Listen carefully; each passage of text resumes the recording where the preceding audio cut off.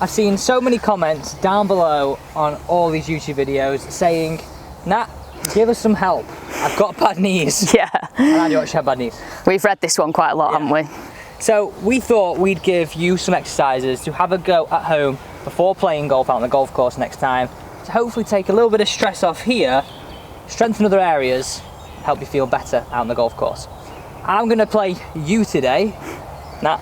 Yeah, I'm going to throw some instructions. So we said before that, I mean, people have bad knees for multiple reasons. You know, they've been injured, they've had maybe some operations on the joint themselves, or just general aches and pains. And I think the key thing to remember with this is that it's important, if you do know you have a specific injury, to take advice off a physio or whoever you're working with.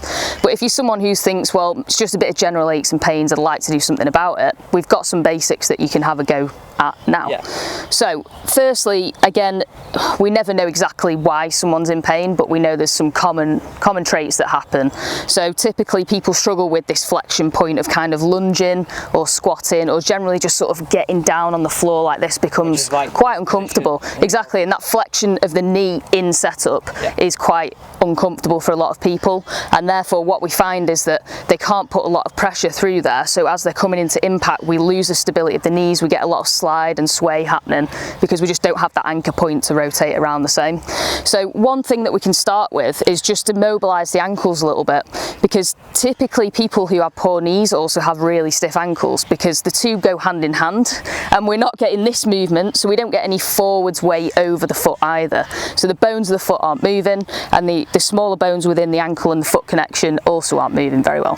So what we've done is just bring it into a couple of stages here. So if you really struggle with any kind of movement and getting down on the floor like this, or any forwards bend of the knee whatsoever, we can really regress this into just a basic ankle circle. So ideally we'd have something to lean on. Okay, so yeah, grab a club. And again, you don't need a club, you can use a wall, you can use anything that will just hold your weight for a second. The T-post over here will do just fine. And then all we're going to do is just literally roll the ankle in a circle. So if you imagine there was a pencil on the end of your big toe, and you'd be trying to draw the widest circle you possibly can, clockwise and anti-clockwise. Why does mine feel like it's like... Yeah, it's hardly moving. And to be honest, I struggle with my ankles, and mine are not great either. I wish I had a microphone down here. There's a lot of clicking going on, I can hear it. I think one thing to really remember with this is that we try and keep the leg fairly stable. So we're not looking for a leg motion and a leg circle like this. We're looking for that separation of the knee stays forwards, but the foot moves independently. And we get those rolling. No one ever makes this movement. You know, as people, we walk like this, we walk in a straight line. So if anything, at best, the toes come up, but they don't often move in a circular motion. Feels even worse on your left. Yeah, probably because you're right-sided, so it's more dominant, you're stronger. Yeah, exactly. So if you think about the positions in the golf swing, that if you're a right-handed golfer coming into the ball like this, we're asking your ankle to be quite mobile in order to get the whole leg into the hip socket at the top here. What we see in a lot of people is when the ankles aren't mobile, we get this happening quite a lot, spinning out, or we get rolling onto the side, which is not good, because that's not a stable place to be. No. Or a combination of the two. Yeah. Okay, so that's exercise number one. Yeah, really simple. So number two, what we're going to do is a few calf raises. Now we've got two different stages to this. So the most simple version would be, again, you can use something to hold on to. It's all I want you to do is imagine that you're going as high on your toes as possible, and then slowly down. Again, you're keeping the legs straight. So you're almost imagining like you're creasing the bones of your feet. Imagine all those little bones in the foot are going to move one segment onto the next. So it's as high as you can go, and the better you get, the more you want to hold that position at the top for a couple of seconds, nice and tall, and then slowly controlling it down.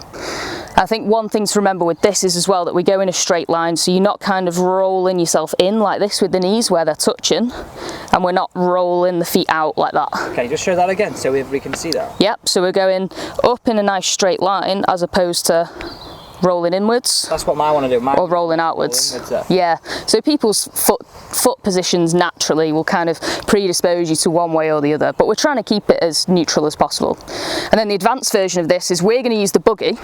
If you don't have a buggy, you can use any kind of step that you've got at home. Ferrari buggy as well. Ferrari, oh, the best, of course, obviously. So do you want me to grab onto the side? Yeah, so we've just got a little raise here now, because I'm going to go on the side because it's a bit downhill.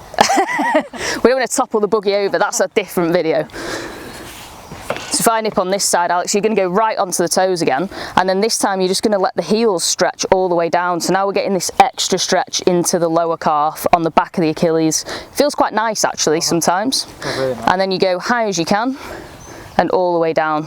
And again, you don't need the buggy, you just want a little raise, the bottom stair at home, pile a couple of books up, anything really you can stand on that gives you a little couple of inches of height. Fab. Yeah. Okay, and then I know you mentioned one more. What Yep. would be this final one? So the third one we'll do is a basic hinge movement. So what we would use in the gym is kind of a precursor to a deadlift or like an RDL position that we would typically use with the barbell. So people, when they're struggling with their knees, like we said earlier, can't put so much force through the front portion of the body. So what we ideally want to do is get stronger through the back so we can take a little bit more workload there, as opposed to feeling like this is weak, unstable, can't take a lot of force. So all we're going to do is you can actually stand tall for this. And I think the best guideline for this, Alex, is to go hands on the side of the thighs, and they stay there the whole time. So you're looking to touch your trousers the whole way down.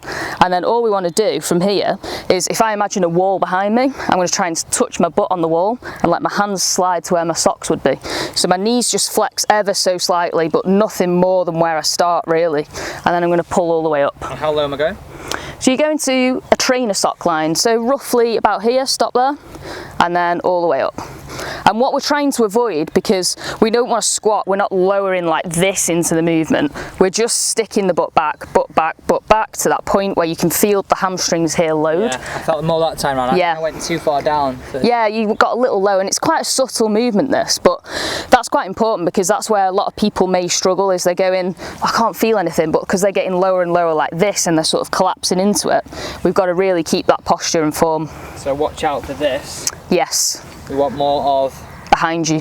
Perfect. There you go. Pause it there and then up. Yeah, they're on fire. Nice. Okay, so there you go everybody. 3 exercises that you can do to really help you if you've got some general aches and pains of those knees. I think it's very important what Nat said at the start there. If you have got something that's an underlying condition that's been there for a few months, years, maybe seek some actual medical advice for you and tailored to you. Absolutely. Or reach out directly to Nat. That'll get you sorted out. There's a waiting list though, so. I'll do my best. Thank you so much for watching. I'll end by trying to hit the green here. Got a question for you. How far are we saying this is? 180, I guess. Get in those comments before I hit this. How close is this going to finish? And we'll finish this up by the green. If I hit the green. If we don't, we'll end it right here, right now. Is this on Shot Tracer? Oh no? No, we'll just go. Okay. We'll go. So there's no lying.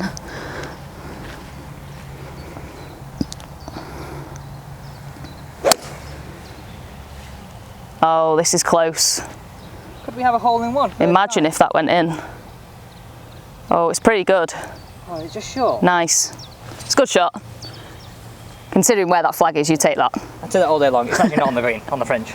But guys, thank you so much for watching today's video. I really do hope you enjoyed it. We're not going down to the green because I'm not on the green, I'm on the fringe. But yeah, don't forget to subscribe and check out the rest of our content. Don't forget to check out the rest of the content with me and Nat here on YouTube, and also her website, which is down below.